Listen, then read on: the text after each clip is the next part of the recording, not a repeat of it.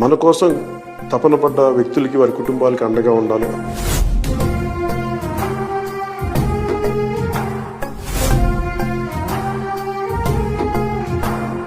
క్షేత్రస్థాయిలో ముఖ్యంగా పోరాట యాత్ర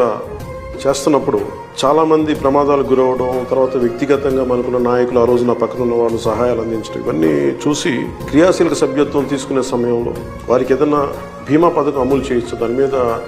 సాధ్యాసాధ్యాలు చూడండి అంటే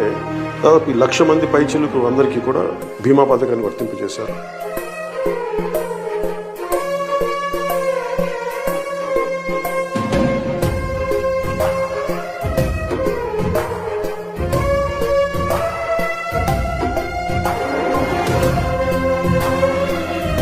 ప్రతి నియోజకవర్గంలో కూడా జన సైనికులు, వీర మహిళలు, జనసేన నాయకులు ప్రతి ఒక్కరు ముందుండి ఈ ప్రోగ్రామ్ని